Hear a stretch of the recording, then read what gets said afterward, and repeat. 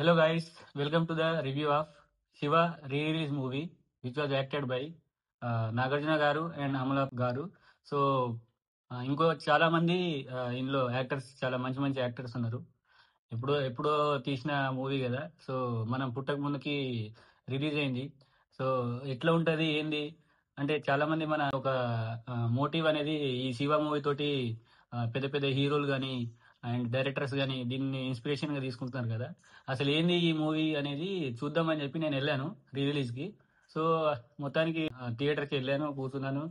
అసలు అసలు ఏంది ఇది, ఎందుకు ఇట్లా అంటారు before Shiva and after Shiva అని అంటున్నారు చాలా మంది. అసలు ఎందుకు అని ఆలోచిస్తే నిజంగా గైస్ మూవీ అయితే ఫినామినల్ గా ఉంది, అసలు మామూలుగా లేదు మూవీ.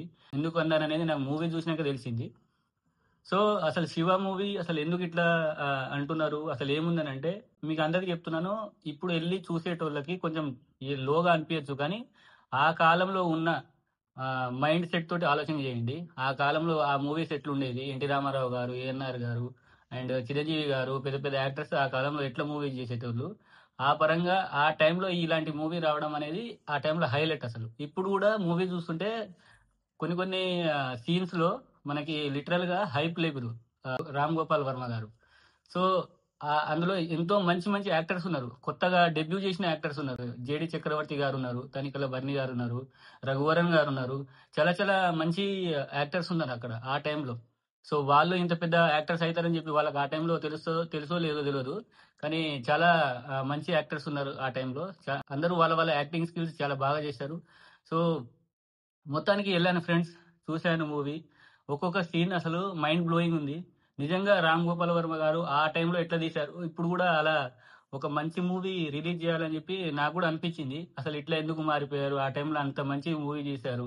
సో ఒక జనరేషన్ ని మార్చేలాగా అండ్ ఒక మన Telugu industry before Shiva and after Shiva లాగా మారేలాగా తను మూవీ డైరెక్ట్ చేశారు కదా.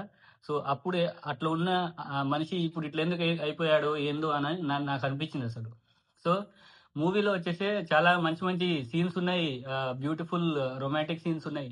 అండ్ అక్కడక్కడ మన యంగ్ కాలేజీలో సీన్స్ ఇప్పుడు ఇప్పుడు ఎలా అయితే జరుగుతుందో ఆ కాలంలోనే స్టార్ట్ చేశారు.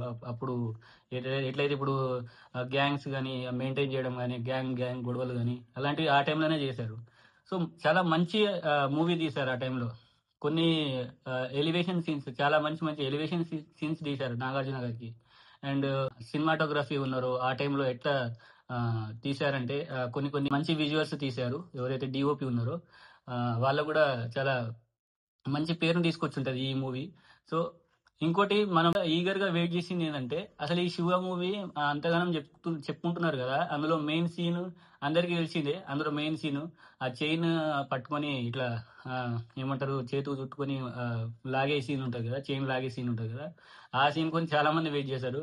అసలు ఆ సీన్ రాగానే అసలు ఆ థియేటర్ లో ఏం జరుగుతుందో కూడా నాకు అర్థం కాలేదు ఫ్రెండ్స్, అంత హైప్ లేపింది ఆ సీన్. నిజంగా ఇంత మాట్లాడుకుంటారు కదా, నిజంగా అట్లా ఎట్లా థియేటర్ ఎక్స్పీరియన్స్ ఎట్లుంటది. మనం పుట్టక ముందు తీసిన సినిమా ఇది.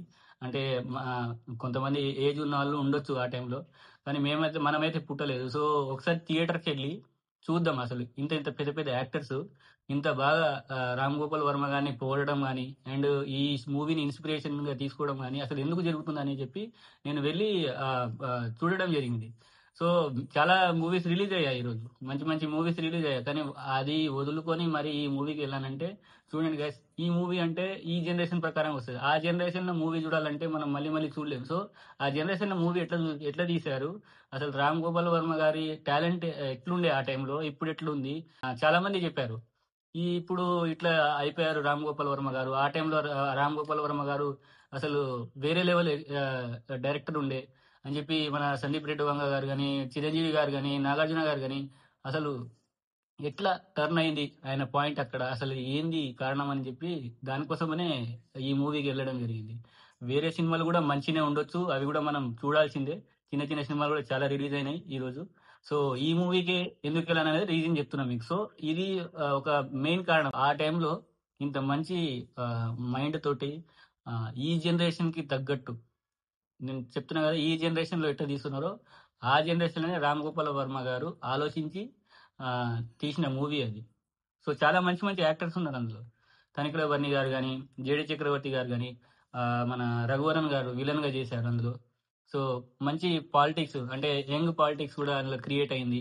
అండ్ రౌడీజం అని ఏదైతే మన కాలేజీలో జరుగుతుందో చిన్న చిన్న గ్యాంగ్ గొడవలు కానీ, ఇవన్నీ చాలా మంచి థాట్ అనేది రామ్ గోపాల్ వర్మ గారికి రావడం అనేది ఆ టైంలోనే చాలా బెస్ట్ అది. సో ఆ టైంలో కూడా అట్లా జరగవచ్చు, ఎందుకంటే మనం ఇప్పుడు కాలేజ్ ఉన్నప్పుడు ఇప్పుడు జరుగుతున్నాయి కదా, ఆ టైంలో జరుగుండొచ్చో లేదో మనకు తెలియదు. సెట్ అయినాయి ఆ టైంలో సీన్స్ అవి. సో చాలా మంది యాక్టర్స్ ఉన్నారు ఫ్రెండ్స్ ఇందులో. సో అందరూ వాళ్ళ వాళ్ళ యాక్టింగ్ చాలా బాగా చేశారు. సో మూవీ వచ్చేసి చాలా బాగుంది. అంటే ఆల్రెడీ మనం మూవీ రీ రిలీజ్ అయింది, అది హిట్ అయింది, బాగుందని చెప్పలేము, దానికి చెప్పాల్సిన అవసరం కూడా లేదు. సో ఇది ఫ్రెండ్స్, అసలు మళ్ళీ రీ రిలీజ్ చేయడం అనేది కొన్ని సౌండ్ ఎఫెక్ట్స్ చేంజ్ చేశారు. సో ఎట్లా అంటే అప్పుడున్న సౌండ్ క్వాలిటీ వేరే, ఇప్పుడు వీళ్ళు దాన్ని ఎడిట్ చేసి సౌండ్ క్వాలిటీని అంటే ఆడియోని దానికి తగ్గట్టు సెట్ చేశారు ఇప్పుడున్న స్పీకర్స్ ప్రకారంగా. సో దానివల్ల మూవీ అయితే చాలా ఆసమ్ ఉంది గైస్. నేను చెప్తున్నా కదా, ఎవరైతే మన ఏజ్ 19, 20s, 30s ఏజ్ అయితే ఎవరు ఉన్నారో వాళ్ళు వెళ్ళి చూడండి ఒకసారి, మీకు బెస్ట్ ఎక్స్పీరియన్స్ కలుగుతుంది. మళ్ళీ మళ్ళీ చూడలేము. మళ్ళీ ఒకసారి వెళ్ళి మీరు విజిట్ చేసి ఎట్లా ఉందో మీకు ఎట్లా అనిపించింది, ఆ టైంలో మంచిగా తీసాడని అనిపించిందా, అందరూ మాట్లాడుకునేటట్టు ఇది నిజంగా అసలు మన తెలుగు సినిమా ఇండస్ట్రీకి ఒక టర్నింగ్ పాయింట్ అని చెప్పి మీకు అనిపించిందా లేదా అనేది మీకు ఒకసారి కామెంట్ చేయండి కింద. అండ్ మీ ఎక్స్పీరియన్స్ ఎలా ఉంది అది కూడా కామెంట్ చేయండి. అండ్ రామ్ గోపాల్ వర్మ గారు ఇప్పుడు ఎలా ఉన్నారో, ఇంతకుముందు ఎలా ఉన్నారో అది మీకు తెలిసిపోతుంది. ఒకవేళ మీకు ఇంతకుముందు ఉండి ఒక మూవీ డైరెక్ట్ చేయాలి, ఒక మంచి మూవీ తీయాలని అనిపిస్తే అది కూడా మీరు కామెంట్లో తెలియజేయండి. సో ఇంతే గైస్. సో ఇది వచ్చేసి మన review of Shiva release movie.